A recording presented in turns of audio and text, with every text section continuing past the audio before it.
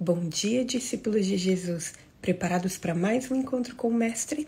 Nós vamos orar para já darmos início ao estudo de hoje. Seja bem-vindo ao estudo de hoje.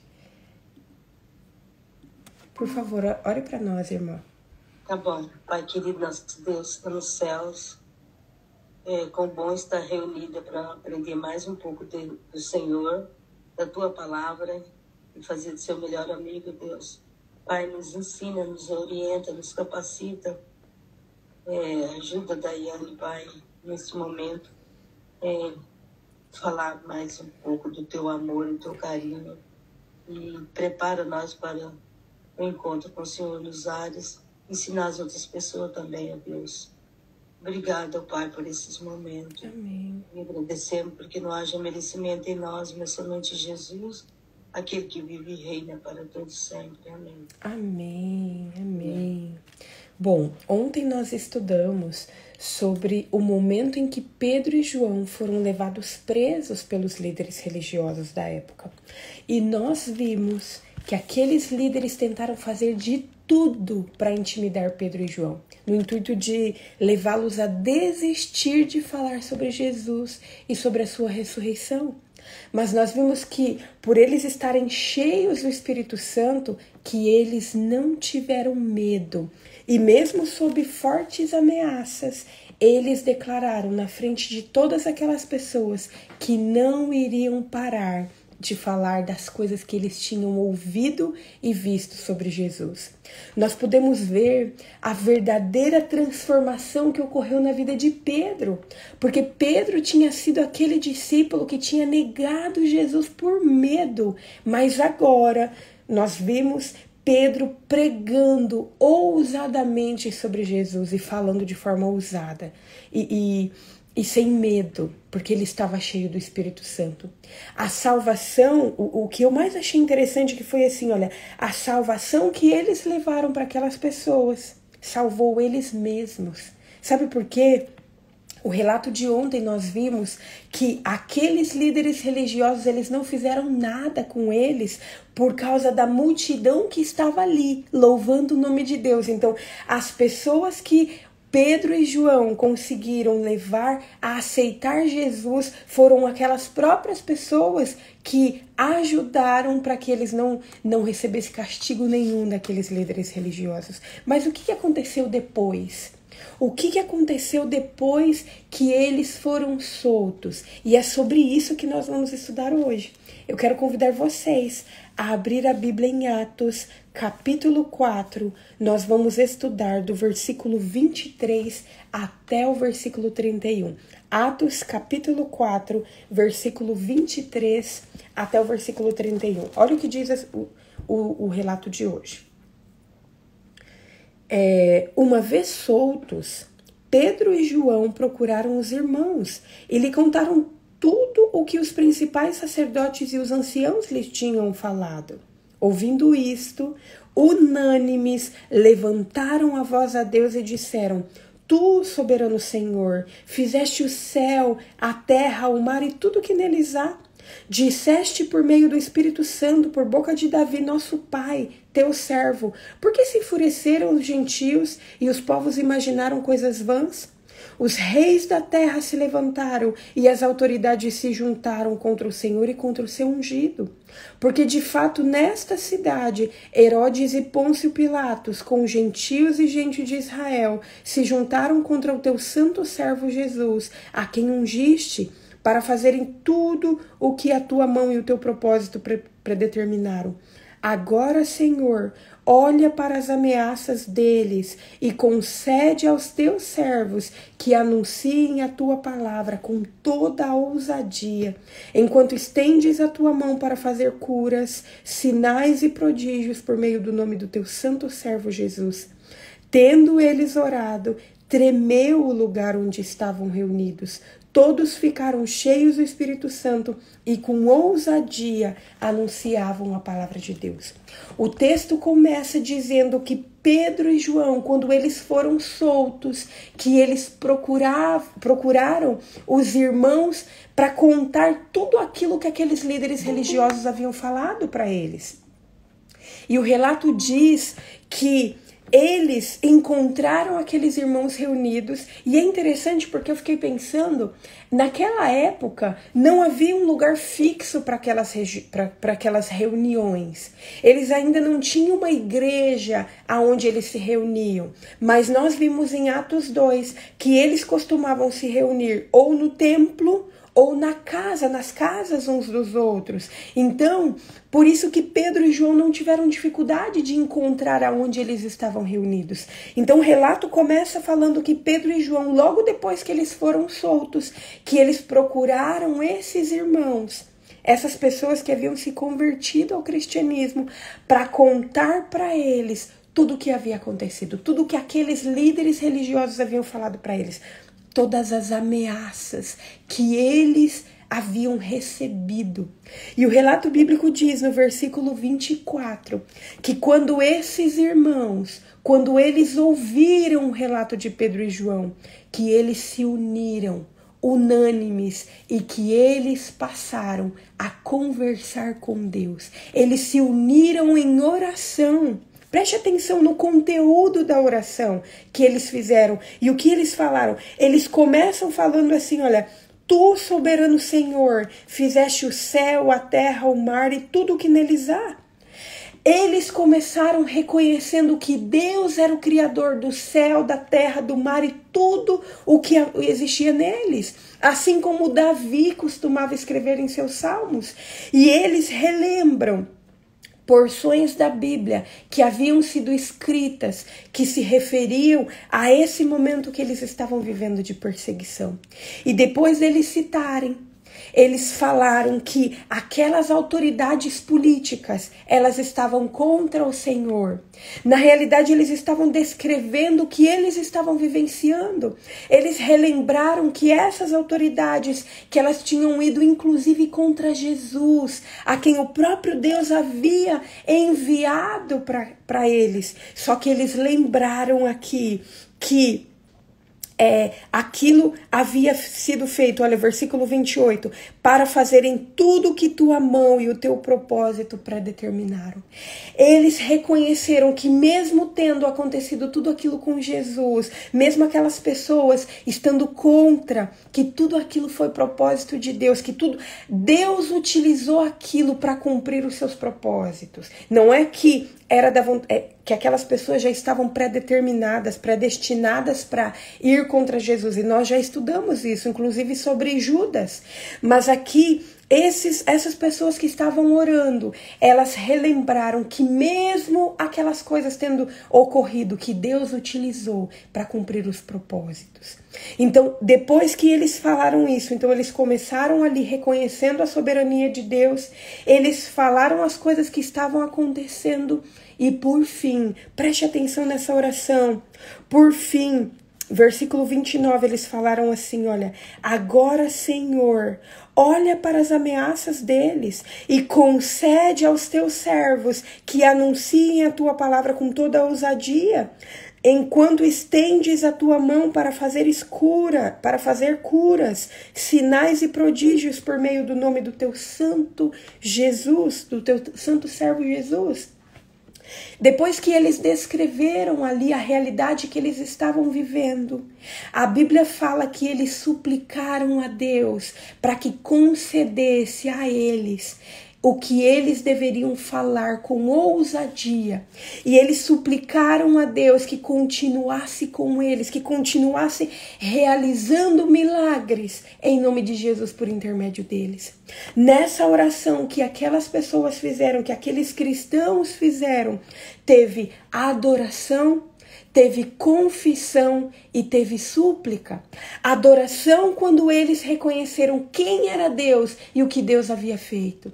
Confissão quando eles falaram para Deus tudo o que estava acontecendo ali, tudo o que eles estavam passando.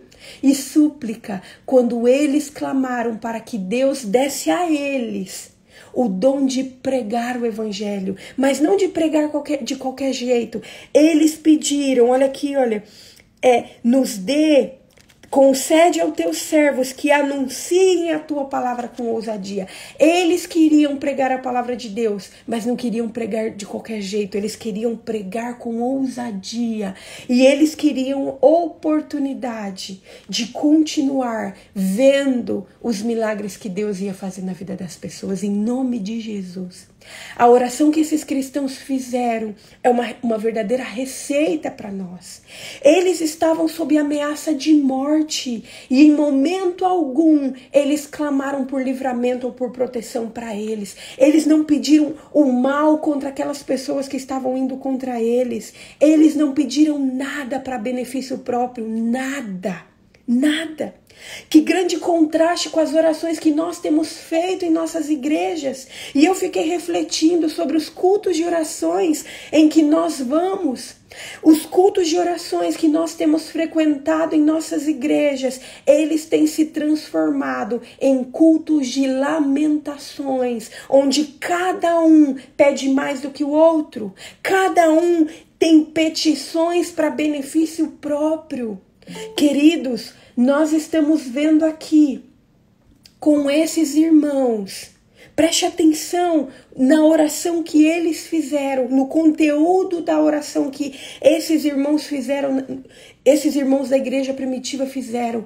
Eles não estavam preocupados consigo mesmos, eles não estavam preocupados com a ameaça que eles estavam sofrendo. Eles não estavam preocupados se eles teriam alguma coisa para comer, se eles estavam sendo perseguidos. Esse não era o teor da oração deles.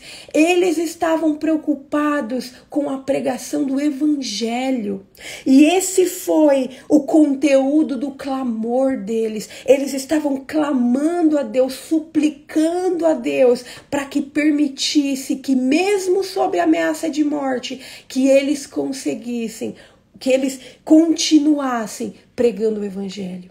Mas eles não queriam pregar qualquer coisa, eles não queriam falar de qualquer jeito, eles queriam pregar a palavra de Deus e eles queriam pregar com ousadia. Eles queriam continuar presenciando os milagres que Deus fazia na vida das pessoas. Aquilo que eles tinham vivenciado até aquele momento, por estarem cheios do Espírito Santo, era aquilo que eles gostariam de continuar vivendo. E foi por isso que eles oraram por isso. Foi por isso que eles clamaram a Deus para continuarem. Para Deus dar forças a eles, para eles continuarem pregando o evangelho com ousadia. E eu fiquei pensando, porque assim, muitas vezes a gente acha que ser cristão é suficiente nós termos uma vida piedosa de ajudar as pessoas. Só que não é suficiente para um cristão viver apenas de forma piedosa e não testemunhar do poder de Cristo. Isso não é suficiente. Nós precisamos viver de maneira piedosa, mas nós precisamos propagar a doutrina da salvação em Jesus Cristo. Caso contrário, se nós vivermos apenas uma vida de piedade, isso não será suficiente. Isso será um cristianismo de fachada, um cristianismo pela metade. Nós precisamos viver uma vida piedosa, mas nós precisamos também testemunhar do poder de Cristo. Nós precisamos também propagar a doutrina da salvação em Jesus. Isso é um cristianismo completo. Aqueles irmãos, eles não se contentavam em apenas viver. Eles não se contentavam em apenas ter o evangelho só para eles. Eles queriam e eles estavam clamando a Deus para que desse oportunidade para que eles continuassem pregando o evangelho, pregando a doutrina da salvação em Jesus Cristo. Diante das ameaças de morte, diante dessas ameaças que os líderes religiosos fizeram a eles, os cristãos não desanimaram. E quantas vezes, queridos, nós desanimamos na primeira dificuldade que a gente tem? Aquelas pessoas estavam recebendo ameaças de morte, mas eles não desanimaram. Pelo contrário, eles se aproximaram ainda mais de Deus, porque eles confiavam que era Deus que podia ajudar em tudo que eles precisavam. Era Deus. Eles queriam continuar pregando a mensagem do Evangelho, porque aquele Evangelho tinha transformado a vida deles. Aquilo tinha transformado a vida deles e eles queriam continuar vivendo aquilo. Eles queriam que outras pessoas tivessem a oportunidade de viver aquilo que eles estavam vivendo. E preste atenção no resultado. Preste atenção no que aconteceu após essa oração que eles fizeram. Preste atenção, o versículo 31 fala o seguinte: tendo eles orado, tremeu o lugar onde eles estavam reunidos. Todos ficaram cheios do Espírito Santo e com ousadia passaram a anunciar a palavra de Deus. O versículo 31 diz que quando eles terminaram de orar, que o chão tremeu, ocorreu algo sobrenatural ali. Eles vivenciaram como se fosse uma renovação daquilo que eles tinham vivido no Pentecostes, mas agora com mais pessoas. E o relato não diz que as línguas de fogo vieram ali, mas o relato fala que todos ficaram cheios do Espírito Santo. Todos aqueles que participaram daquela oração. Todas as pessoas que estavam ali participando daquela oração de intercessão, todos ficaram cheios do Espírito Santo. Assim como no dia do Pentecostes, os discípulos foram mais uma vez preenchidos com o poder do Espírito. Isso que eles vivenciaram ali deu ainda mais certeza de que eles poderiam continuar falando com intrepidez das palavras que eles foram comissionados a proclamar. E eu achei interessante porque muitas vezes nós achamos que é suficiente viver esse poder do Espírito Santo em alguns momentos específicos da nossa vida. Mas aqui nós vemos que o fato deles terem recebido o Espírito Santo no dia do Pentecoste não significava que eles não pudessem receber mais em tempos de necessidade. Pelo contrário, nós vemos aqui que o primeiro derramamento do Espírito Santo na vida deles foi uma preparação para as etapas posteriores que eles iriam viver. Eles receberam o poder do Espírito Santo no começo. Eles receberam o poder do Espírito Santo ali, logo depois que Jesus ascendeu ao céu, e eles continuaram clamando, eles continuaram vivendo aquilo, e nós vemos aqui, mais uma vez, eles sendo batizados com o poder do Espírito Santo. Queridos, esse é o mesmo que pode ocorrer na minha e na sua vida. A nossa vida começa com o batismo. Ela depende da nossa comunhão constante e da renovação dos suprimentos da graça para nós prosseguirmos. Nós precisamos continuar recebendo essas porções do Espírito Santo para a gente continuar fazendo aquilo que Deus pediu para nós fazer. E o relato termina dizendo que todos ficaram cheios do Espírito Santo. E que quando eles ficaram cheios do Espírito Santo, eles passaram a anunciar a palavra de Deus, o Evangelho, com intrepidez, com ousadia, dotados com o poder que o Espírito Santo havia concedido a eles, pela qual eles oraram. Os apóstolos passaram a proclamar o Evangelho sempre. E onde eles tinham oportunidade, eles desprezaram toda a ameaça que eles haviam sofrido. E eles aproveitaram todas as oportunidades para pregar o Evangelho com ousadia. Queridos, que relato fantástico. Quanta esperança ainda há para nós.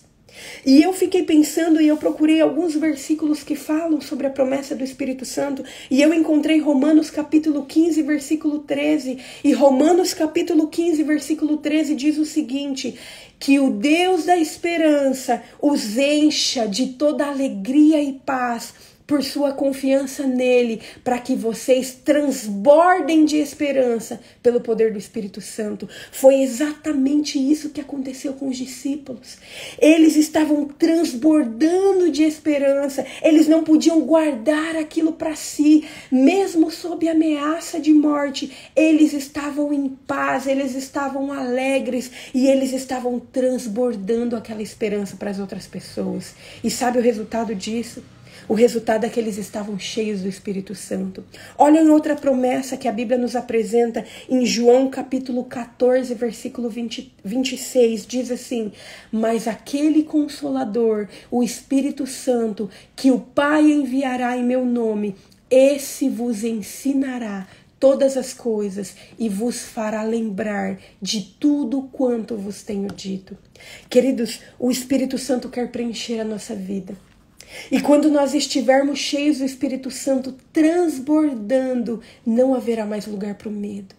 Não haverá mais lugar para covardia. A gente não vai querer ficar parado, a gente não vai querer ficar escondido. O Espírito Santo nos ensinará o que nós deveremos falar. E assim como ele ensinou ali Pedro, assim como ele ensinou os discípulos a ponto daqueles líderes religiosos ficarem impressionados por saberem que eles eram meros pescadores, da mesma forma como o Espírito Santo ensinou a eles e deu a eles o que eles deveriam falar, é isso que o Espírito Santo quer fazer na minha e na sua vida.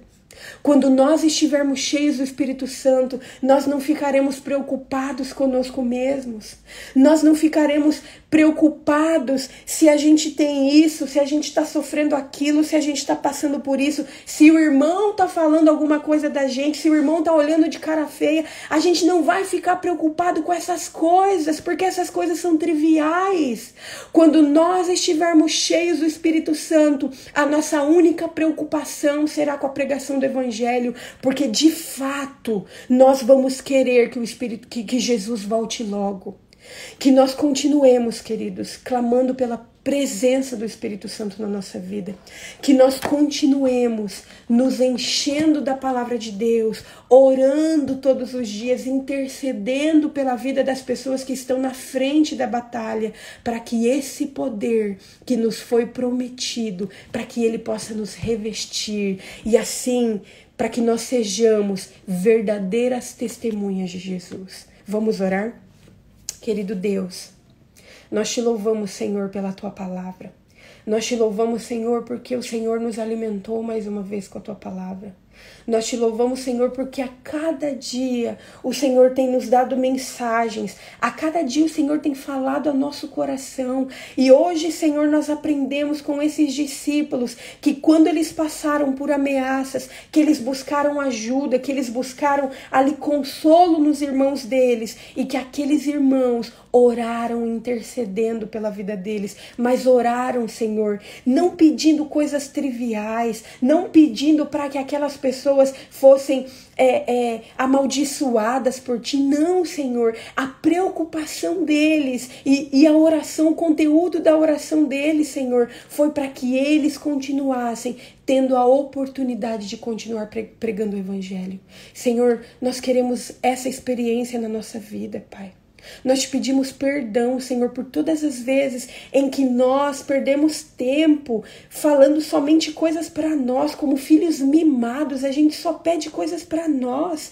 A gente só está preocupado com isso, com aquilo, com o emprego. Nós só estamos preocupados se o irmão está falando mal da gente, se está olhando de cara feia. Senhor, nos perdoe, Pai, por todas as vezes em que nós perdemos tempo com coisas que são triviais. Nos ajude, Senhor, nos ajude, nos revista do seu Santo Espírito, para que Ele nos ensine a orar, para que Ele nos ensine, Senhor, aonde deve estar a nossa preocupação. E a nossa preocupação, Senhor, tem que ser com a pregação da Tua Palavra. Senhor, nós nos colocamos em Tuas mãos, gratos por tudo que o Senhor já fez na nossa vida, mas nós queremos mais, Senhor. Nós queremos muito mais, nós queremos ser revestidos pelo Seu Santo Espírito, nós queremos ser ensinados pelo Seu Santo Espírito, para que nós possamos pregar as Tuas palavras com ousadia para as pessoas, para que elas aceitem o teu evangelho, Pai. E nós colocamos a nossa vida em tuas mãos, para que o Senhor faça os ajustes necessários, para que o Senhor faça as mudanças necessárias que nós precisamos, para nós sermos verdadeiras testemunhas tuas. Pai, nós entregamos a nossa vida em tuas mãos, nós entregamos o nosso dia em tuas mãos, e tudo isso fazemos em nome de Jesus. Amém. Amém. Queridos, que Deus abençoe a todos. Foi um prazer estar com vocês mais esse dia. E amanhã nós continuaremos. A partir do versículo 32 do capítulo 4 de Atos. Que nós continuemos nos enchendo da palavra de Deus para sermos cheios do Espírito Santo. Que Deus abençoe a todos. Tchau, tchau.